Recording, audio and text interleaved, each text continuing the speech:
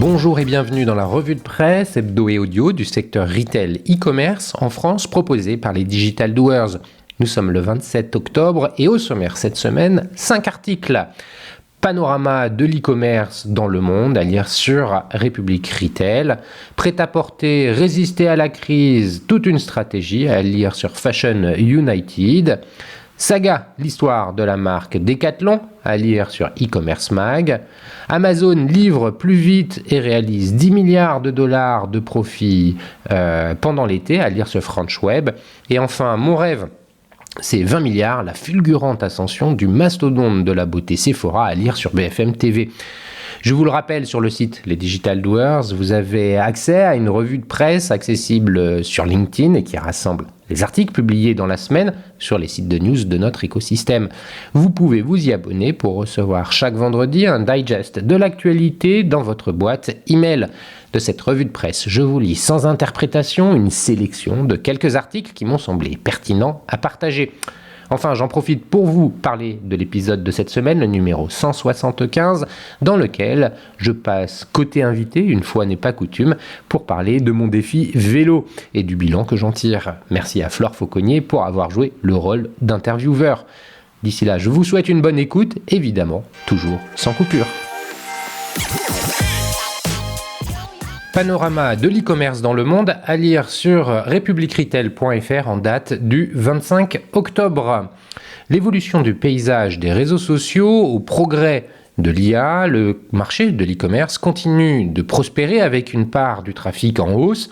La recherche s'est imposée au début de l'année 2023 comme le deuxième facteur générateur de trafic pour les marques e-commerce.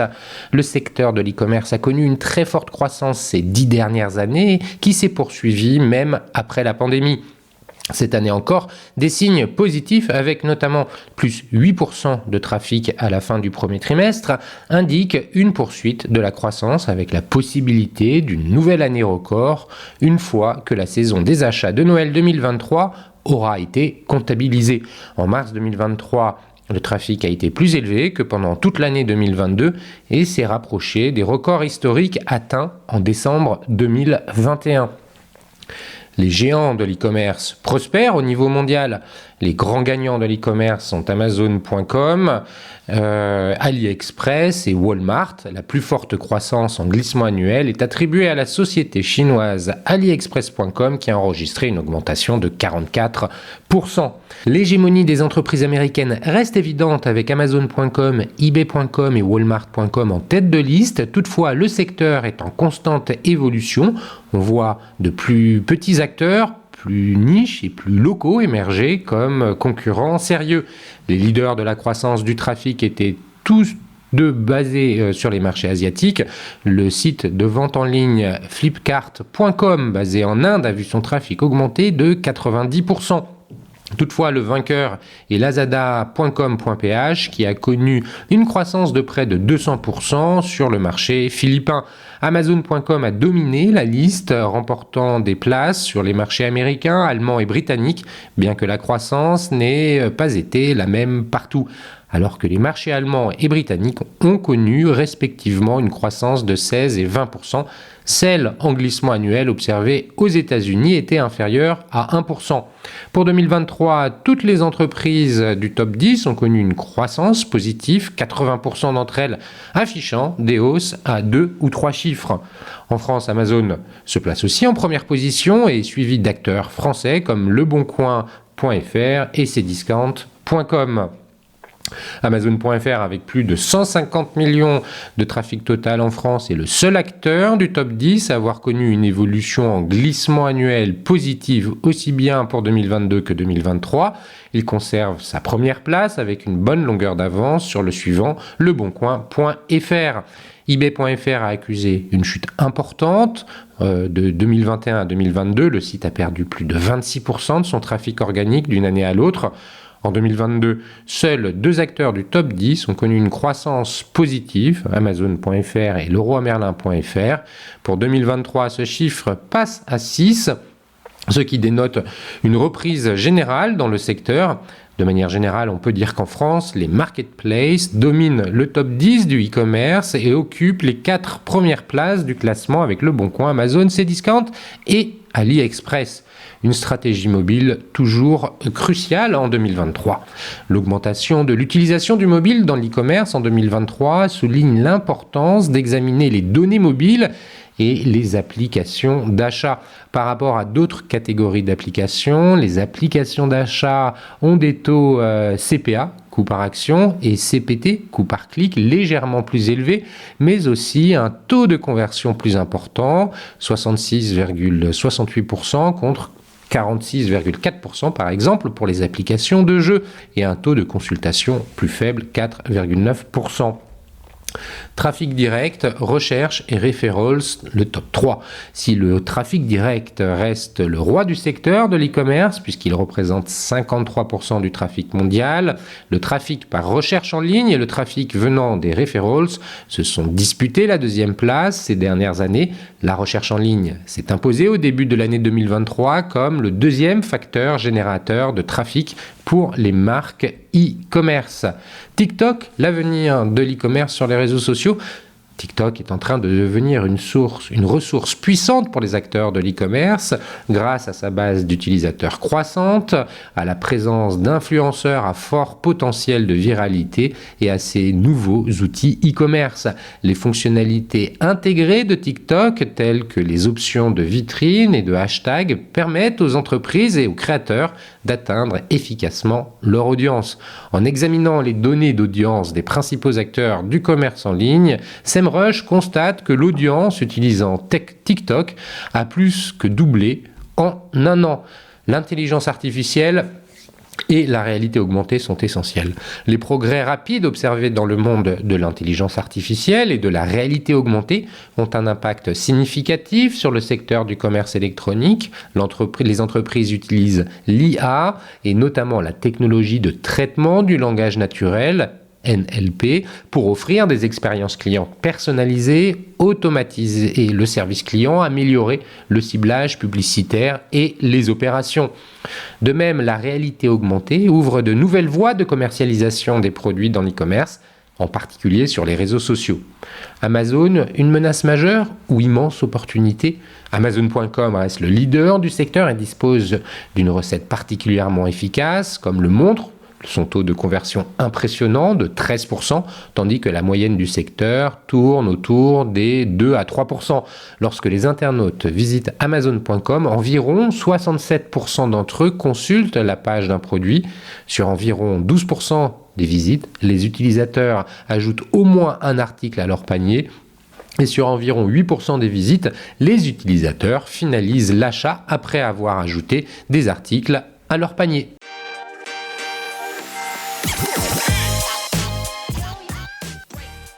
Prêt-à-porter, résister à la crise, toute une stratégie à lire sur Fashion United en date du 25 octobre. Kiabi mise sur la seconde main, Jacadi ne baisse pas ses prix, Gémeaux vend de tout, de la grenouillère au mocassin. Face à la crise que traverse le prêt-à-porter, les entreprises se mettent en ordre de bataille pour se démarquer. En 10 ans, la part de l'habillement a reculé de 15% dans le caddie des Français, se désole Pierre Talamon, président de la Fédération nationale de l'habillement. Le secteur du prêt-à-porter en France est secoué depuis plus d'un an par une violente crise. Camaïeu, Koukaï, Nafnaf, André, San Marina, ces marques bien connues des consommateurs français ont souffert d'un cocktail détonnant. Pandémie, inflation, hausse des coûts de production, des loyers, des salaires ou encore concurrence de la fast fashion. Mais certaines tirent leur épingle du jeu, comme Kiabi qui a vu son chiffre d'affaires progresser de 10% en 2022. Son secret, miser sur la seconde main. 275 magasins corner la proposent sur 570 au total, mais aussi sur la location de vêtements ou encore leur éco-conception. 70% aujourd'hui, affirme la direction. Jessica Thomas, assistante commerciale, qui vient une fois par mois à Kiabi, apprécie particulièrement le coton bio des vêtements. La qualité est bien pour le prix, confirme Flora Lawimi, employée de banque, à l'unisson des clients interrogés par l'AFP à la sortie d'un Kiabi des Hauts-de-Seine. La différence, c'est le style. Les critères de consommation pour demain vont forcément intégrer l'éco-responsabilité, juge Gilda Mainviel de l'Institut français de la mode. Autre griffe souvent citée pour sa résilience, la marque pour enfants Jacadi, positionnée haut de gamme. Celle-ci, à rebours des tendances, assume d'augmenter ses prix pour répercuter la hausse de ses coûts de production. Toute marque qui s'éloigne de son ADN est vouée à disparaître, estime son patron Cédric Dardenne, qui dirige une enseigne forte d'une identité de marque bien posée, faisant partie de la mémoire collective. Jacadi a vu ses ventes progresser de 14% en 2022 à près de 180 millions d'euros. Quand les clients sont plus regardants sur la valeur du produit, ce qui fait la différence, c'est le style, abonde Julien Paulet, PDG de Promode. Il faut alors jouer les équilibristes entre la tendance, sans tomber dans la fast fashion, et le rapport qualité-prix, explique le patron de la marque, qui affiche 8% de croissance en 2022, avec un chiffre d'affaires de près de 370 millions d'euros. Développement à l'international.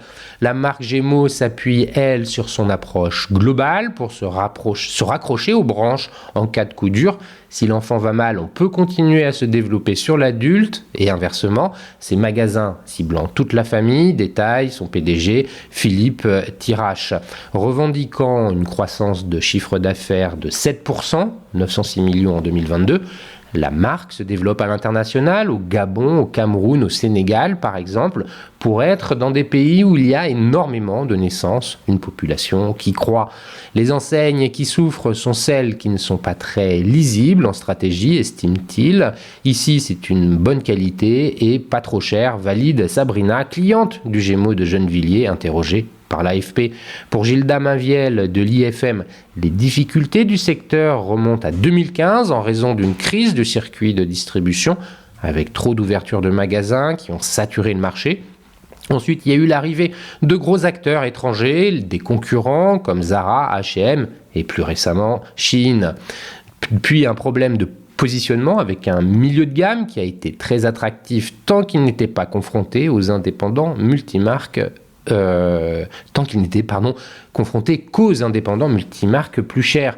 Mais la donne a changé avec l'arrivée de la fast fashion et le discount vestimentaire, quand ces derniers ont proposé des produits à prix cassé. Des vêtements du milieu de gamme sont alors devenus trop chers par rapport à la qualité proposée.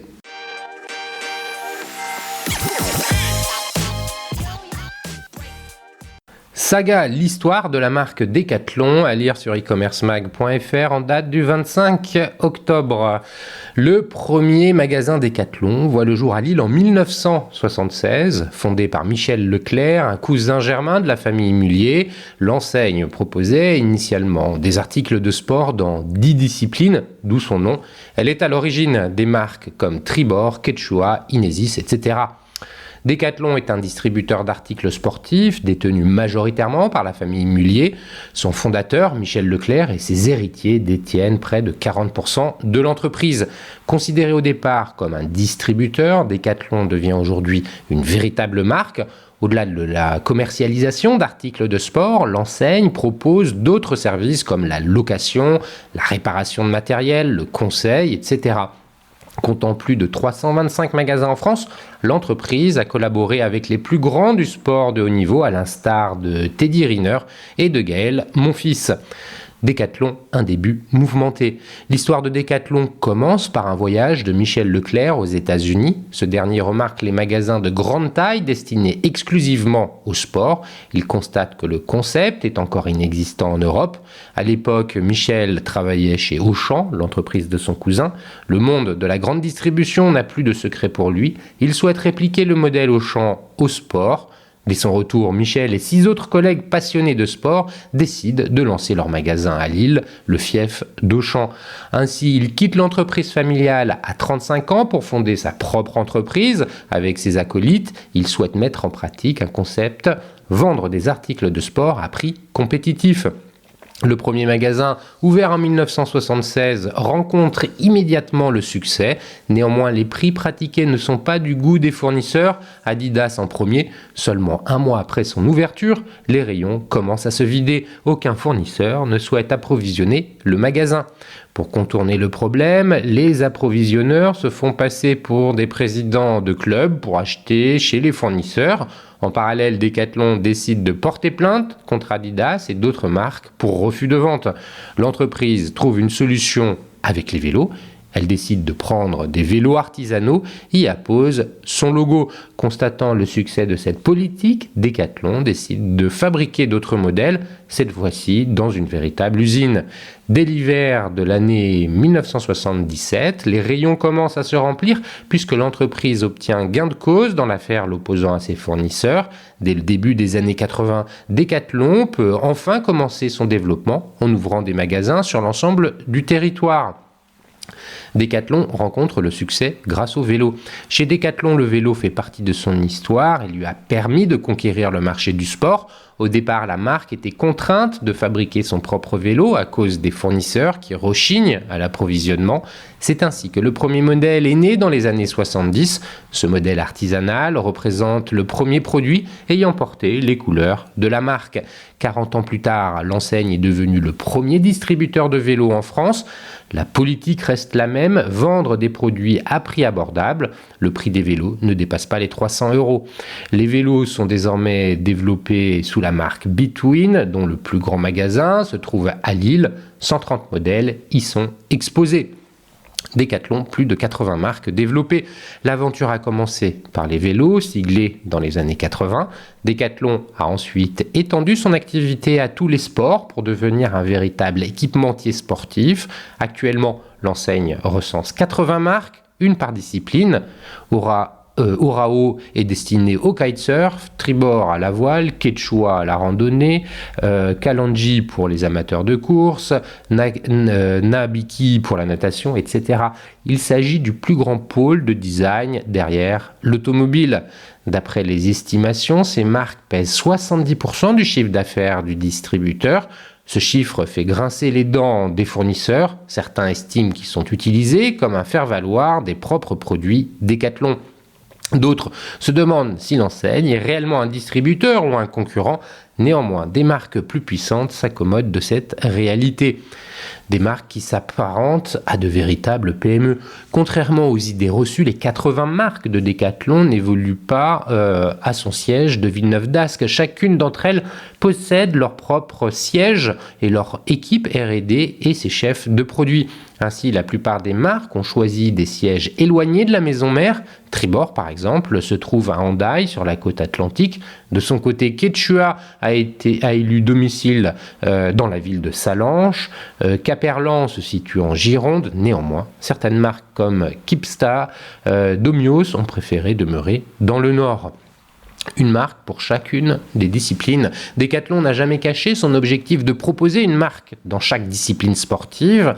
Cette politique s'inscrit dans la philosophie du groupe de proposer des articles à prix moins cher. En commercialisant ses propres produits, l'enseigne demeure compétitive puisqu'elle contrôle la chaîne de valeur. Pour les experts, le distributeur est devenu le Zara du sport. Decathlon ne rechigne pas à développer ses propres marques en raison de la concurrence d'Amazon. L'enseigne est consciente que le géant américain est imbattable dans la diversité des offres et la livraison.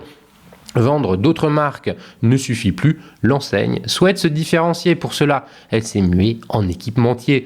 En dehors de la France, Decathlon adopte même une politique extrême. Les marques étrangères sont peu représentées au profit des marques propres. Ce pari risqué a marché puisque l'enseigne a amorcé son internationalisation dès 1986.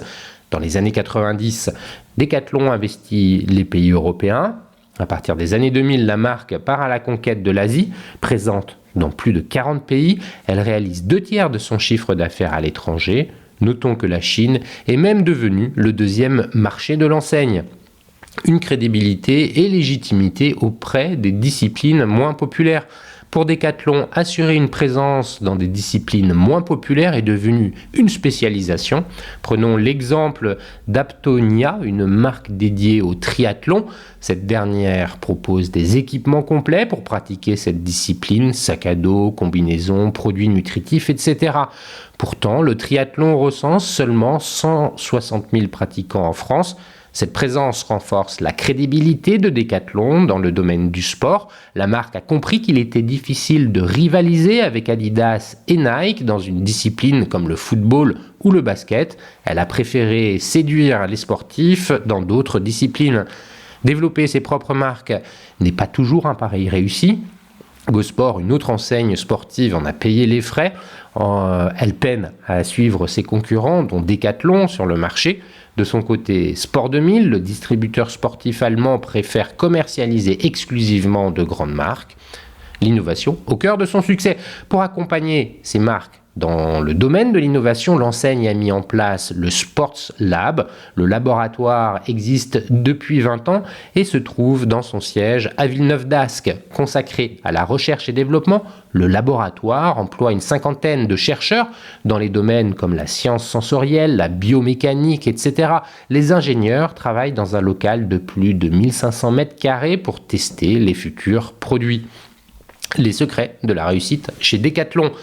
Après plus de 40 ans d'existence, Decathlon est resté pendant des années l'enseigne préférée des Français. Au-delà de ses prix défiant toute concurrence, la marque doit sa réussite à d'autres facteurs. La diversité des produits proposés fait la force de l'enseigne. Les consommateurs y trouvent des produits à la fois ludiques et innovants. Près de 100 000 références sont en vente chez Decathlon, certaines en magasin, d'autres en ligne. Ce chiffre inclut les références de la marketplace. Par ailleurs, près de 500 marques internationales sont représentées, ainsi que 80 marques propres. L'enseigne ne ménage pas son effort dans le service client. Dans les magasins, les vendeurs sont de véritables passionnés et amateurs de sport. Les consommateurs se trouvent ainsi entre de bonnes mains avec un vendeur qui maîtrise son sujet. D'ailleurs, plusieurs athlètes de haut niveau travaillent pour l'entreprise lorsqu'ils ne participent pas à une compétition internationale. Développer ses propres marques permet également à Decathlon de dégager une marge plus importante. En effet, distribuer sa propre marque offre la possibilité de proposer les produits à un prix inférieur à celui des concurrents. L'innovation se trouve au cœur de l'enseigne. Son centre de recherche et développement, Corporate Decathlon, dépose des brevets régulièrement. Les produits sont directement testés par des clients sélectionnés. Decathlon, chiffres et résultats en 2022. En 2022, le chiffre d'affaires de Decathlon en France s'élève à 4,7 milliards d'euros, soit une hausse de 12% par rapport à l'année précédente. Pour les dirigeants, il s'agit d'une année de retrouvailles avec les clients. Par ailleurs, le marché du sport connaît un dynamisme en raison des compétitions sportives internationales. La période motive les gens à faire du sport. L'e-commerce gagne du terrain puisqu'il pèse désormais 15% des ventes. Ce chiffre a augmenté de 135% par rapport à 2019. De leur côté, les chiffres stagnent dans les 325 magasins physiques qui se trouvent en France. La vente de seconde main, une nouvelle politique de la marque, gagne en popularité. Plus de 300 000 produits de cette catégorie sont écoulés en 2022. De son côté, la location génère plus de 21 600 abonnements.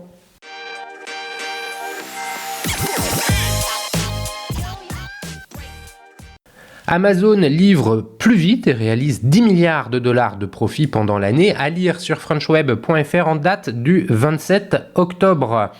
Amazon a triplé son bénéfice net à 9,9 milliards de dollars au troisième trimestre grâce aux performances de sa plateforme et de son réseau de livraison, mais son activité de cloud semble de plus en plus menacée par l'ascension de son voisin Microsoft.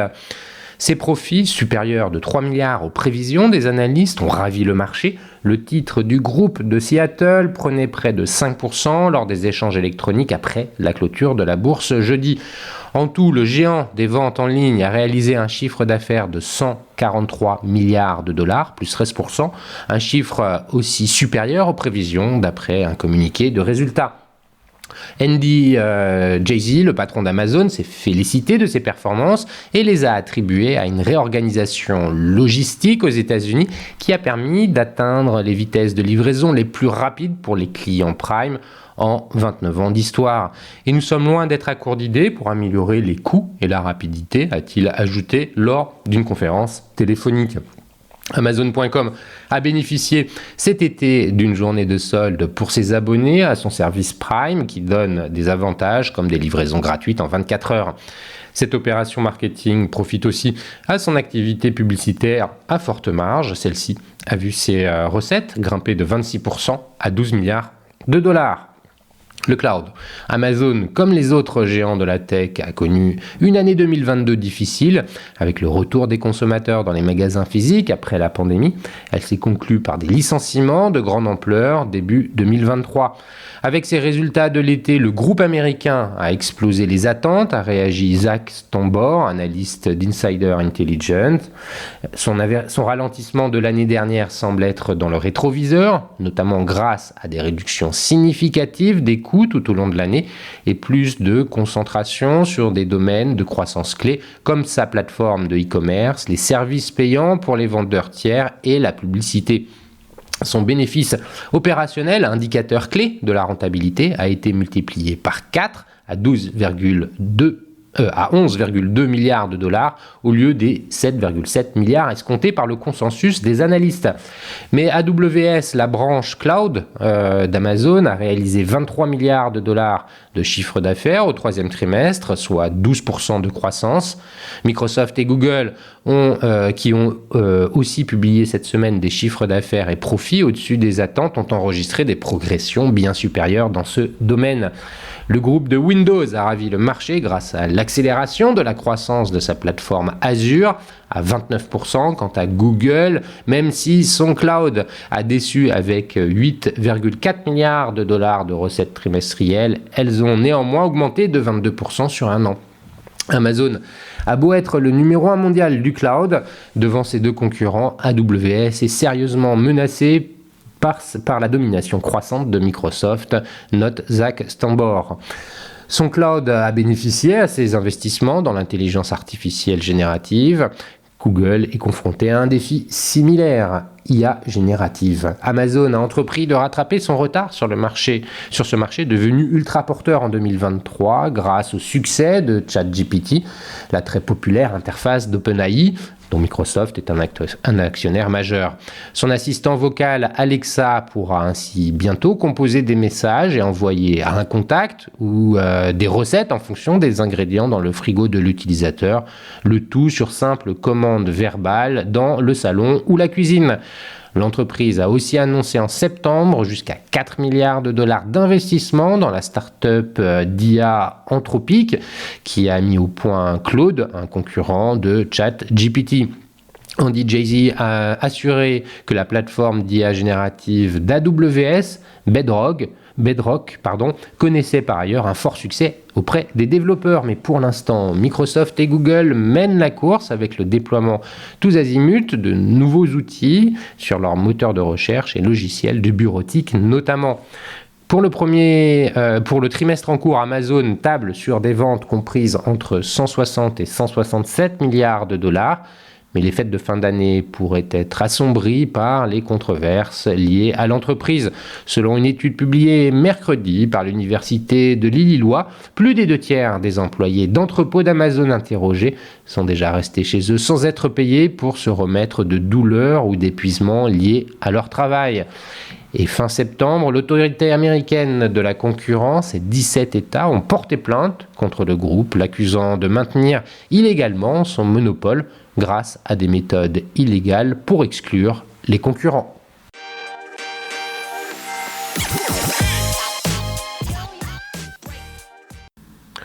Mon rêve, c'est 20 milliards. La fulgurante ascension du mastodonte de la beauté Sephora, à lire sur bfmtv.com en date du 27 octobre.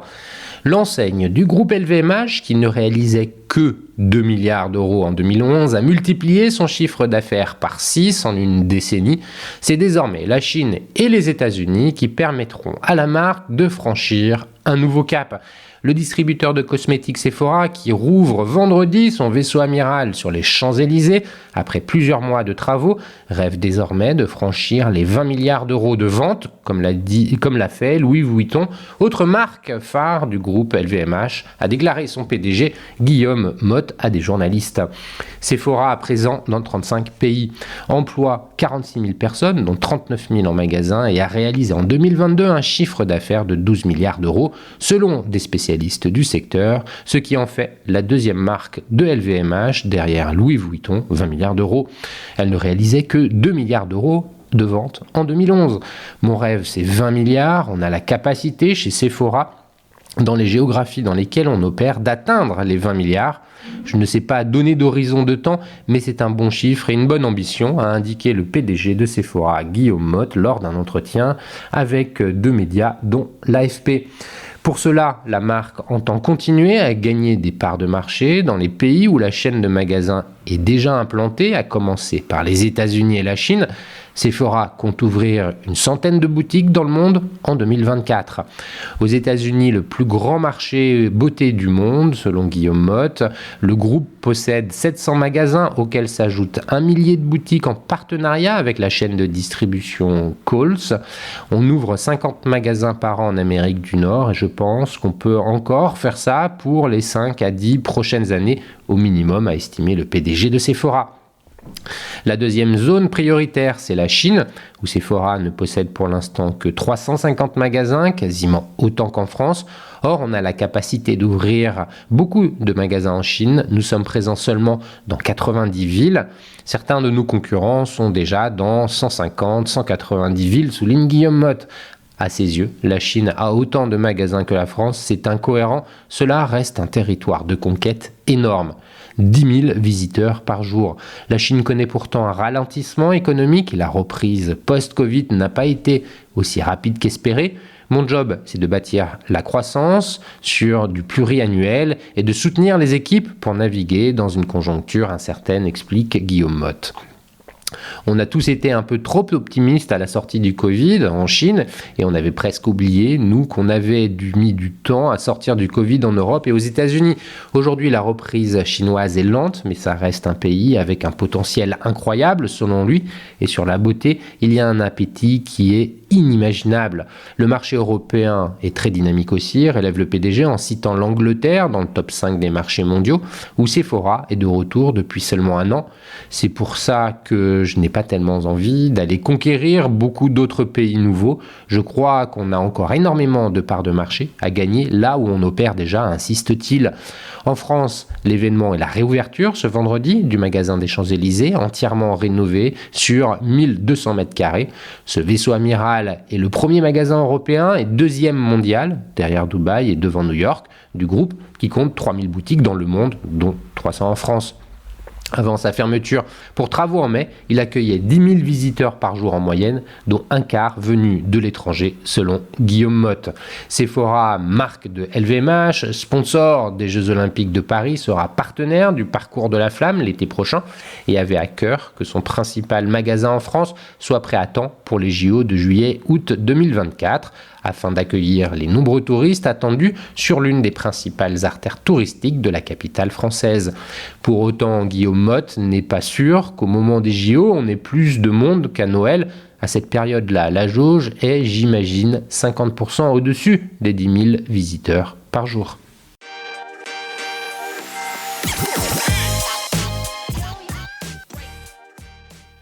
Et voilà, c'est fini pour cette semaine. Merci de m'avoir écouté. N'oublie pas de vous abonner à la revue de presse sur le site lesdigitaldoers.com. Si vous aimez l'exercice de cette revue de presse Retail e-commerce dans sa vision audio, n'hésitez pas à me le faire savoir en m'envoyant des messages sur LinkedIn et mieux encore en la faisant connaître autour de vous. Enfin, un dernier message d'auto-promo avec les Digital Doers. Je produis des chaînes de podcasts thématiques pour les prestataires de services de notre écosystème. Donc, si vous souhaitez animer la prise de parole de votre marché, c'est l'occasion d'inviter des clients et des prospects à venir converser avec vous autour de votre proposition de valeur. Vous êtes intéressé, alors contactez-moi. D'ici là, portez-vous bien et à la semaine prochaine.